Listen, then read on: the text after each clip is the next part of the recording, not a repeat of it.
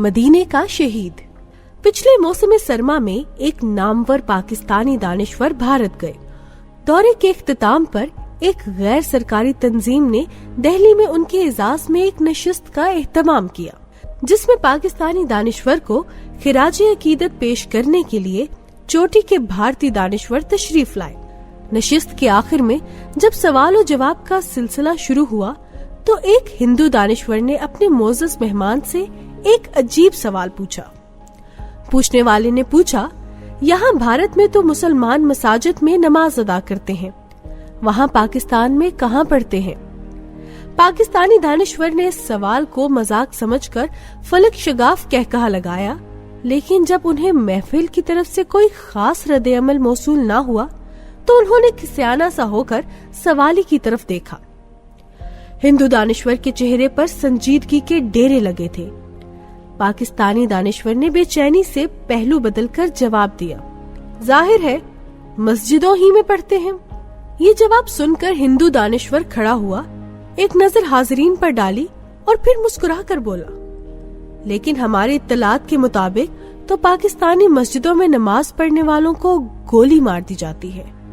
हिंदू दानिशवर का ये तबसरा पाकिस्तानी दानिशवर को स्किड मिसाइल की तरह लगा।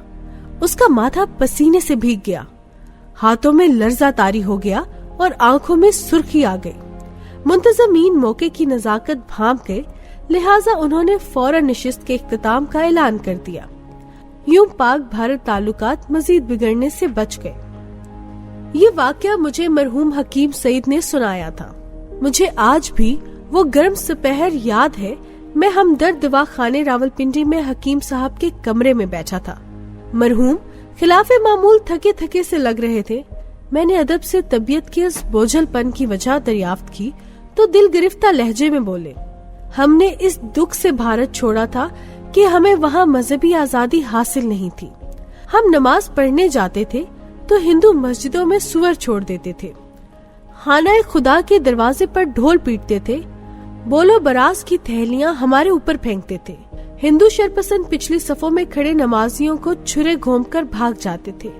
हमने सोचा चलो पाकिस्तान चलते हैं, वहाँ कम से कम हमारे सजदे तो आजाद हों, हमारी मस्जिदें हमारी दरगाहें तो महफूज होंगी।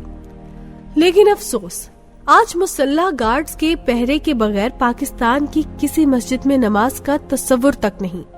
मुझे मेरे बड़े भाई हकीम अब्दुल हमीद दिल्ली से लिखते हैं, सईद वापस आ जाओ, पाकिस्तान के हालात ठीक नहीं। यहाँ इधर कम से कम मस्जिदें तो महफूज हैं। लेकिन मैं उनकी आवाज उखड़ गई। पाकिस्तान आने पर आपको कभी पछतावा हुआ? मैंने नरमी से पूछा। उन्होंने अचकन के बटन से हिलाए, नहीं, हरगिज नहीं, ये सौदा हमने खुद किया था। हमीद भाई मेरे इस फैसले से खुश नहीं थे।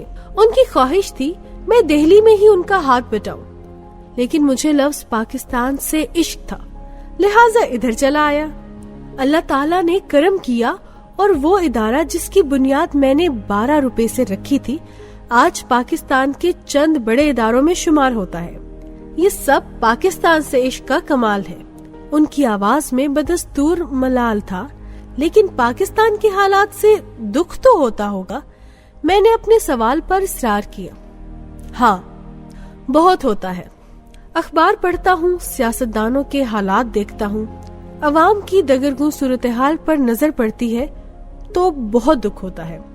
जब इधर दिल्ली से कोई अजीज रिश्तेदार पाकिस्तान आकर कहता है क्यों फिर, तो दिल पर छुरी सी चल जाती है। लेकिन क्या करें, घर जैसा भी है तो अपना, हम उसे छोड़ तो नहीं सकते, लिहाजा लगे हुए हैं और लगे रहेंगे आखिरी सांस तक। कोई ऐसी ख्वाहिश जिसका आपने आज तक किसी के सामने इजहार नहीं किया? उन्होंने कुछ देर सोचा। हाँ, कभी कभी जी चाहता है मेरी मौत हमीद भाई से पहले हो, वो मेरे जनाजे पर आए, मेरे चेहरे से चादर सरका कर देखें और फिर आहिस्ता से मुस्कुरा कर कहें, हाँ सईद, तुम्हारा फैसला दुरुस्त था। वो गर्म दोपहर ढल गई तो उसके बदन से आज की खुनक और गमनाक सुबह तलू हुई। मेरे सामने मेज पर आज के अखबार बिखरे पड़े हैं। हर अखबार की पेशानी के साथ आज के सबसे बड़े इंसान की तस्वीर छपी है। खून में नहाई और हसरत में डूबी हुई तस्वीर जो हर नजर से चीख चीख कर एक ही सवाल कर रही है, मेरा जुर्म क्या था, मुझे क्यों मारा गया? मैं तो जख्मों पर मरहम रखने वाला शख्स था, फिर मेरे जिस्म को जख्म क्यों बना दिया गया? मेरा दिमाग सुलगी लकड़ियों की तरह चीखने लगा। मैंने सोचा ये तस्वीर आज दिल्ली के अखबार में भी छपी होगी। वो अखबार हमदर्द नगर के एक छोटे से गरीबाना कमरे में भी पहुंचा होगा। चटाई पर बैठे 82 बरस के एक बूढ़े ने भी उसे उठाया होगा।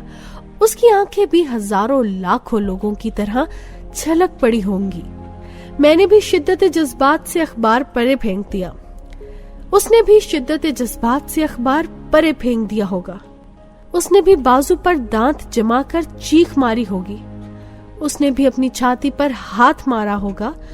उसने भी चिल्ला चिल्ला कर कहा होगा, सईद, तुम्हारा फैसला गलत था। मुझे देखो, 82 बरस के इस बूढ़े को देखो। ये बगैर मुहाफिज के मस्जिद जाता है, पैदल मतब पहुंचता है, रोज सुबह शाम काफिरों के दरमियान चहल कदमी करता है, लेकिन उस पर कभी कोई गोली नहीं चली, उसका कभी किसी ने रास्ता नहीं रोका। हाँ, उस 82 बरस के कमजोर बूढ़े ने चिल्ला चिल्ला कर कहा होगा, सईद, मैं करबला में जिंदा रहा, तुम मदीने में मारे गए।